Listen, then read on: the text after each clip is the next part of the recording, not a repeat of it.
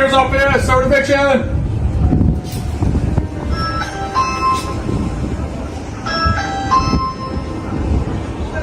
Sheriff's Office, here to serve eviction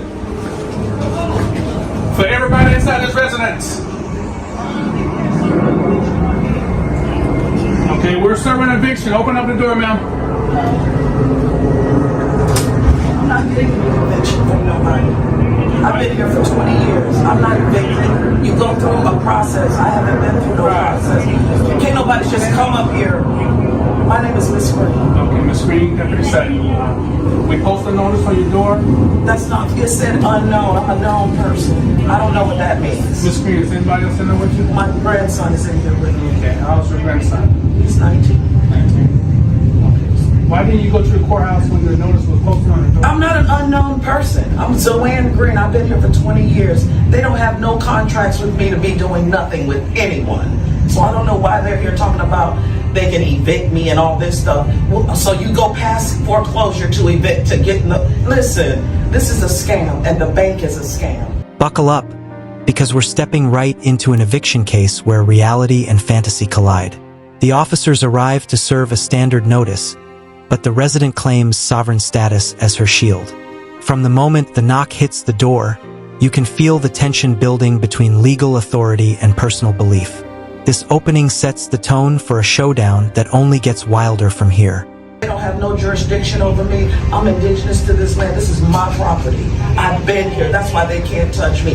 Now this person comes over here talking about, oh, I just purchased this house from an auction with no paperwork in his hand. He just called. I could have killed him. You don't come up to nobody's home talking about what you got. You ain't got nothing in your hand. You just talking. Like, who the fuck does that? If I'm supposed to be evicted, my name is not unknown. Everybody knows it. This my life. The light bill has been in my name for 20 years. I have been here. This is my home. Okay, can't nobody buy somebody's home off from under them if they don't have no paperwork or no nothing. Okay, That's not right. Ms. Green. So you can't evict me for nothing. Well, my question to you, Ms. Green, why didn't you go to the courthouse? Because the papers say unknown. I'm not an unknown. If you have something, I've been, all my neighbors know me. I'm part of the neighborhood watch. Why is my name not on any paperwork? Explain that to me. I'm not unknown. I'm very known. So I don't know what kind of eviction you're doing, but it's illegal and you can't evict I'm me. doing a court order, ma'am. Well, I don't know what court order, what name is it under? It's under 3718. That's not a name, that's an address. All right, guys, this is where things take a sharp turn. The officers try to explain the foreclosure process, but she fires back insisting she's indigenous and immune to eviction. She dismisses notices, denies jurisdiction, and calls the entire system a scam. The clash escalates as she leans fully into the idea that paperwork doesn't apply to her. What should be a straightforward interaction quickly transforms into a battle of reality versus self-declared sovereignty. Explain to you, Ms. Green, while I'm here. And the court order was signed by the judge saying to do the eviction. For who? I'm just explaining to you. It's for the property. No, you can't evict. Really? tell me So you no, think you you can want me to come read it? here and evict somebody off of a property and you don't even have their name? Okay. It doesn't require me to have a name. You want to read this portion? Are you fucking serious too? Yes, ma'am. I'm going to let you read this. I don't need to read none of that. I don't want to read it. It don't have nothing to do with me. It has to do with this property. It says This is my property under my name. You don't even have a name on it. the screen. So I'm not leaving my property. Now the arguments hit full speed. She challenges every word the officers say, refusing to read documents and claiming unknown names make the eviction invalid. She insists the entire process is illegal and demands to know why she's listed as unknown. The officers stay composed, but her frustration keeps climbing. This is the moment where her narrative starts spiraling, and the gap between what she believes and what's legally happening becomes impossible to ignore. State of Florida, which we're in, to the Orange County Sheriff's Office, which county we're in. So you're gonna throw me out of my house right now? I have no choice, ma'am. This is what the court order says, yes. Y'all come throw all my shit out there. Since you're gonna do that to an indigenous person of this land, so you go do it. All persons You're not removing me from my property. So you about to take me out of here? How? Voluntarily, preferably. Listen, I'm telling you, you're not removing me out of my property. Okay. I'm not leaving, so. Okay. We don't want to take you to jail, sir. Really? You? Right. This is pathetic. Y'all are something else. And We God don't will wanna- deal with we don't you. wanna get to that God point. will deal with you. Okay. I'm not leaving my house. This is my property. You walk up here with a guy. What is he doing? walking up Who is there- that I'm white walking man up there coming with up the here court trying to order. take black people's homes? Here's where the tension spikes. The sheriff explains the eviction order applies to all occupants, but she refuses to accept it, calling the process abusive and discriminatory. She claims Indigenous rights protect her, accuses the new owner of wrongdoing, and insists no one can remove her without her name on the paperwork. It's a standoff fueled by disbelief, emotion, and a refusal to accept the legal reality unfolding right in front of her. Court order. No, you walked up here with a guy with no name on no paper. You keep one, sir.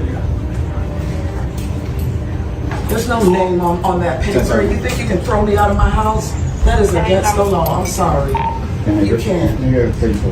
All right, sir. You gotta leave, man. You got a court order. Move off. I gotta leave. Look, all my stuff is in here. All my life is in here. I've been here for 20 years. At 3718. Really?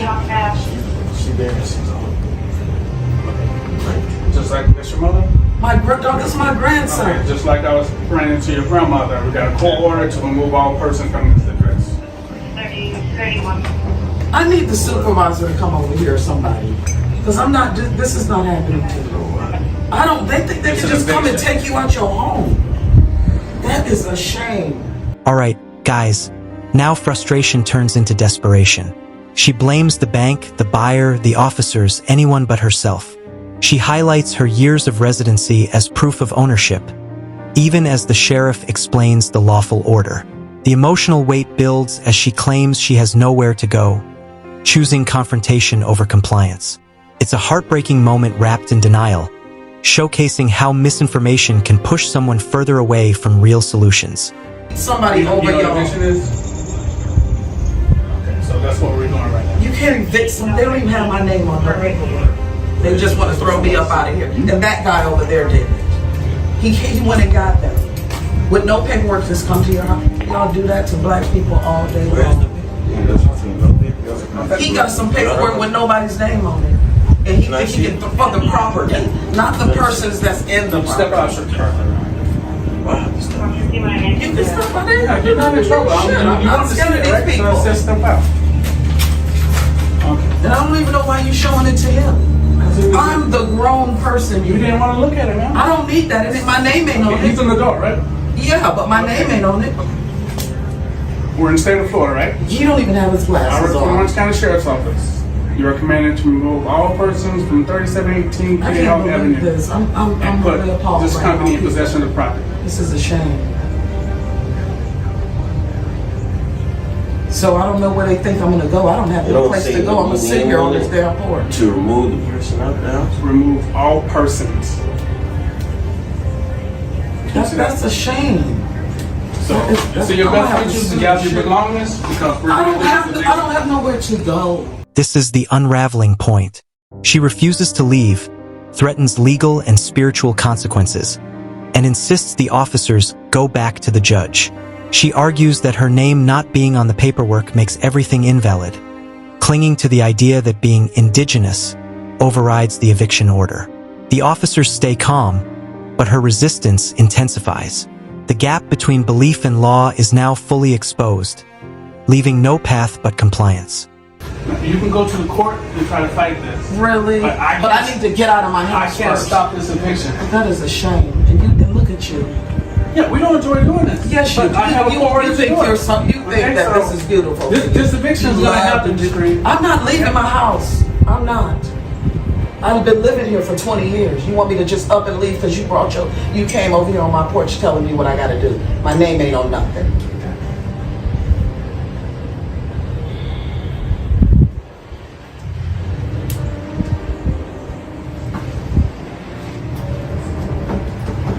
So you gonna take me to jail? Man, we don't want to do that. You don't want to, but you will in a heartbeat. You don't care about nobody. You have nothing inside of you. That is not Nothing. preferred option. And I pray for you because something gonna happen to both of y'all for coming in here trying to remove somebody from their house because of that piece of shit.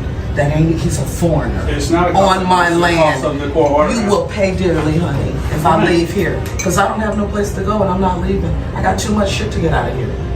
So I don't know what we're gonna do, but you might need to go back to the judge and tell him I said to call me. That's something you should have did. Man. I don't You need to just do said- that. That's not, none of it is on my name is not on any, they're not talking to me. So you're not a person, I'm not, I have a name and an identity. but you are a person. Right? It doesn't say person. It says, it needs to say the person that has been here, the light bill is in my name for So that's 20 something years. you will have to talk to the court about. I don't need to talk to no court. I'm indigenous. This is my land. Now we finally hear from the actual homeowner, and his account puts everything into perspective.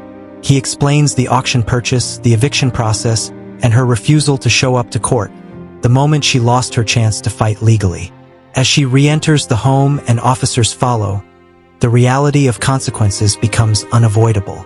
It's a clear reminder that belief systems don't override law, and ignoring the system only makes the fall harder. Like the video and subscribe to the channel, and we'll see you in the next video.